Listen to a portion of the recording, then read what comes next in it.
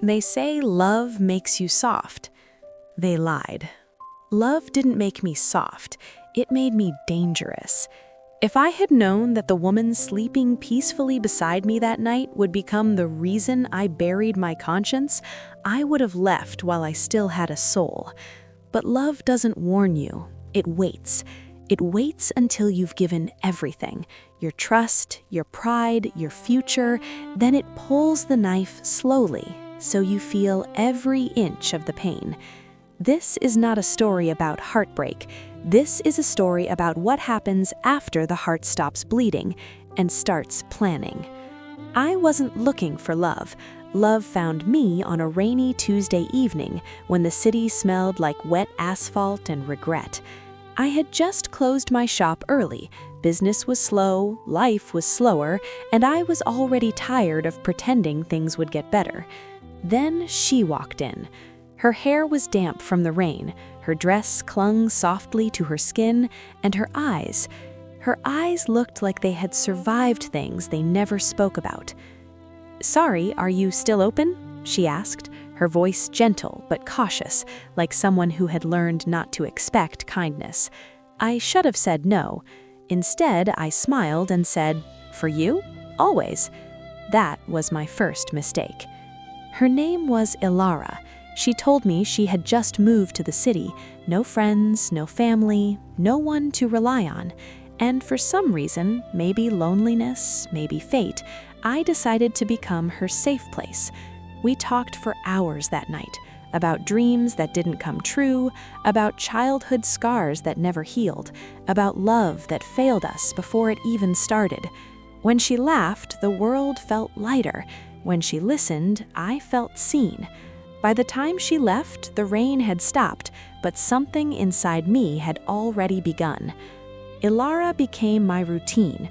Morning texts, late-night calls, long walks where silence felt warmer than words. She told me she trusted me. She said things like, "I've never felt this safe before. You don't know how much you mean to me.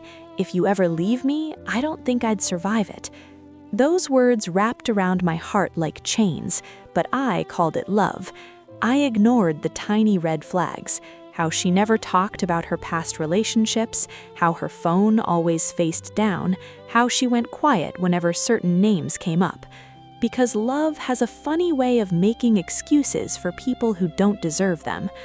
I gave her everything, my time, my money, my loyalty. I defended her when people warned me. I chose her over opportunities. I built dreams with her name written all over them. She looked at me once and said, "You're too good for this world." I wish she was right. The change didn't happen overnight. It crept in quietly. Her replies got slower, her smiles became forced, her touch felt distant, like she was already somewhere else. Whenever I asked, she said I was imagining things. "You're being insecure. You're overthinking. Why can't you just trust me?" So I blamed myself. I worked harder, loved deeper, became smaller, until one night while she slept beside me, her phone lit up. A message.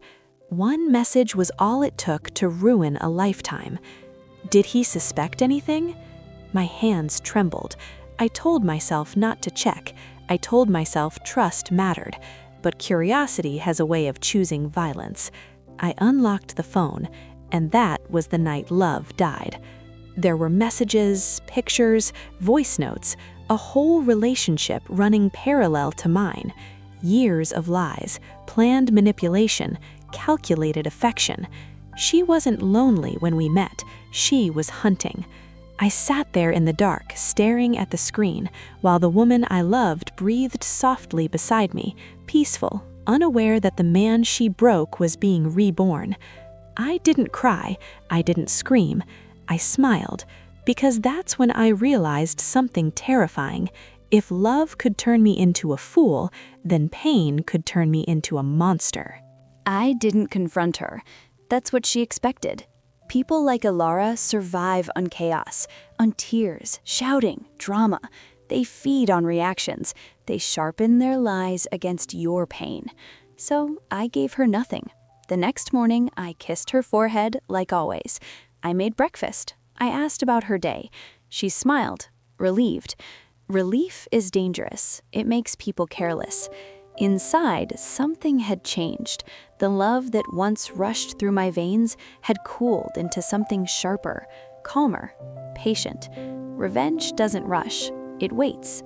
I started paying attention, not like a lover, but like a detective. The way she mirrored emotions, the way she cried on cue, the way her sadness always benefited her. She wasn't just cheating, she was using people. I learned about him, Marcus, older, wealthy, married. She called him a mistake in my arms. She called me temporary in his messages. And the truth hit me like a second betrayal. I wasn't her first victim. I was just the one who loved her the most. I became everything she needed. More patient, more generous, more silent. I encouraged her dreams, helped her finances, introduced her to my circle. I watched her glow, because nothing feels better than being adored by someone you think you control. She said one night, half asleep, "I don't know what I'd do without you." I whispered back, "You never will." She didn't hear the promise hidden in that sentence. Revenge isn't about destruction first, it's about confusion. I started small. A missed call returned late, a name accidentally mentioned, a quiet smile when she asked questions. Nothing she could accuse me of, just enough to make her wonder. People who lie hate uncertainty. It reminds them they aren't in control. I watched her become restless. Her phone checks became obsessive. Her tone sharpened. She was unraveling, and I was just getting started. I reached out to Marcus's wife, not directly. I created distance, fake accounts, anonymous hints, a message here, a screenshot there. I didn't accuse, I suggested. Truth doesn't need force, just exposure. While Alara slept peacefully beside me, her second world began to crack. I lay awake, listening to her breathe, knowing I was the only person in the room who understood she was standing on glass, and I had all the time in the world to watch it break. One evening, she asked me suddenly, "Do you ever think I'd betray you?" I looked at her, really looked at her, and smiled. "Never," I said.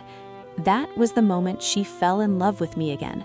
That was the moment I knew I owned her heart now, not with affection, but with trust. Chaos doesn't announce itself. It slips in quietly, like smoke under a closed door. Marcus stopped calling her first. That alone unsettled Ilara. She checked her phone constantly, fingers twitching, eyes sharp with unease. She told me he was busy, but her voice betrayed her. Confidence had left her body. Then came the fight. I wasn't there, but I didn't need to be. I saw it in her when she came home. Eyes red, movements stiff, silence loud. "Work issues?" I asked casually. She nodded too fast. Lie number 1001. That night, Marcus's wife finally confronted him, not with rage, with evidence. Receipts, dates, photos, lies stacked so neatly they couldn't be denied. His marriage didn't explode, it collapsed. And Alara, she was the secret he decided to cut loose to save what little dignity he had left. She didn't tell me right away. People like Alara never confess when they still believe they can fix things. Instead, she became desperate, clingy, suspicious, restless. She needed reassurance, and I gave it freely. I held her when she cried, about life, about stress, about everything except the truth. I told her she was safe. I meant it, just not in the way she thought. 3 days later, she finally broke. "Do you love me?" she asked suddenly. The question trembled, not with romance, but with fear. I looked at her, heart steady, voice calm. "More than anything." She exhaled, relief flooding her face. Then she whispered, "Would you ever forgive me if I made a mistake?" There it was, the crack. I stepped closer, lifted her chin, forced her to look at me. Mistakes can be forgiven, I said softly. Betrayal cannot. Her face drained of color. She searched my eyes for something: anger, suspicion, guilt. She found none, and that terrified her. Marcus disappeared completely, blocked her, ignored her, erased her. The man she thought she had leverage over had abandoned her like a bad habit. She had nowhere to run, except me. I became her anchor, her savior, her only certainty. She moved more of her things into my place, shared bank details for trust, introduced me to people she once kept away. Every step she took toward me tightened the noose around her own neck. She didn't realize she was walking deeper into the cage. It happened on a quiet night, too quiet. She sat across from me, hands shaking, eyes wet. I need to tell you something, she said. I nodded. She confessed carefully, strategically, half-truths wrapped in tears. She blamed loneliness. She blamed manipulation. She blamed weakness. She never blamed herself. When she finished, she cried into my chest, waiting for my reaction. I held her. I stroked her hair, and I whispered the words she needed to hear to survive. I forgive you. That sentence sealed her fate. Forgiveness disarms people. It makes them believe the danger has passed. From that moment on, Ilara gave me everything. Her secrets, her accounts, her reputation. She trusted me completely, and trust, once misplaced, becomes the sharpest knife. She slept peacefully that night. I didn't, because now, revenge wasn't an idea anymore. It was a plan in motion, and plans like mine don't stop halfway. People think revenge has to be loud. It doesn't. All it needs is light. I started encouraging her to step forward, socially, publicly, confidently. People should know you, I told her. You're amazing. Stop hiding. She loved that. She began posting more, talking more, building a reputation she believed was hers.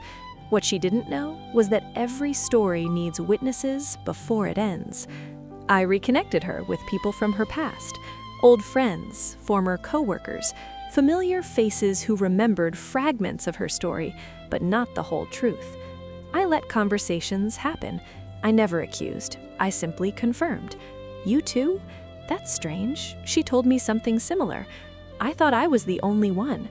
Patterns began to appear, and once people see a pattern, denial dies. It happened at a small gathering. Laughter, drinks, comfort. Then someone asked an innocent question about timelines.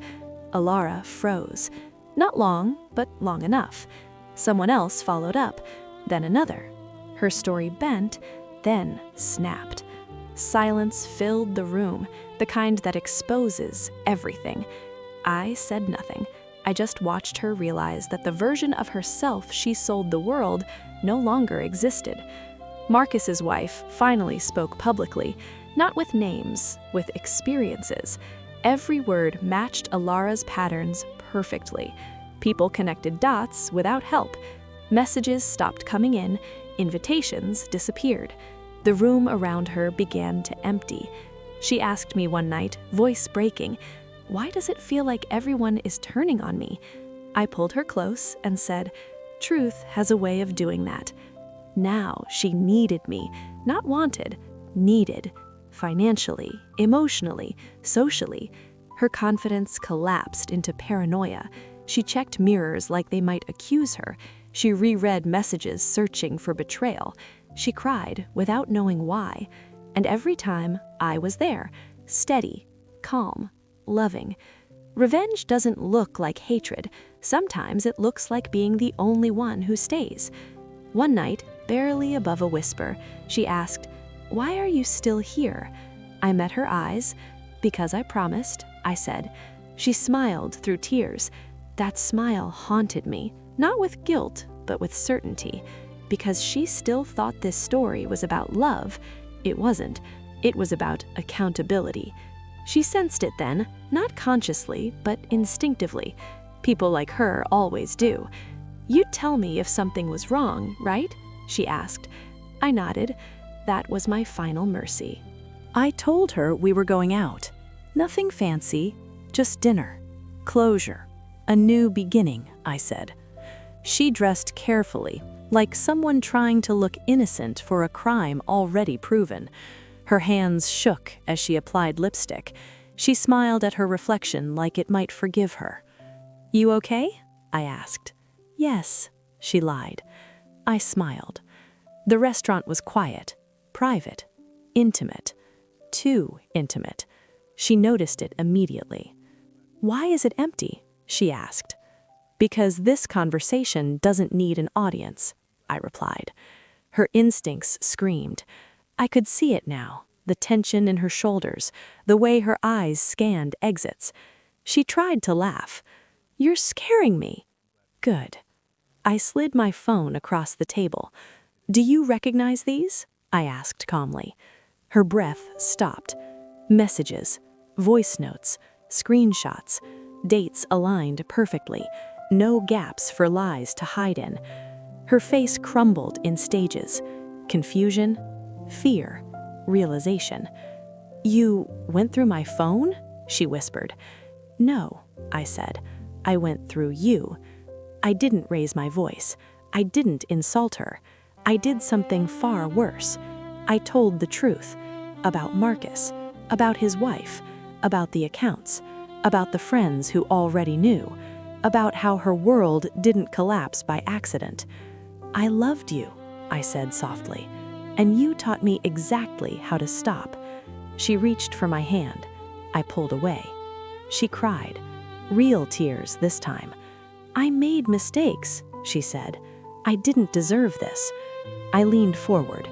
"You didn't deserve me," I corrected, "and you don't get to decide the cost of what you broke." Her voice cracked. "Please, I'll do anything." I nodded slowly. "I know." The evidence went out that night. Not in anger, not in revenge porn, not in drama, just facts, timelines, receipts, patterns.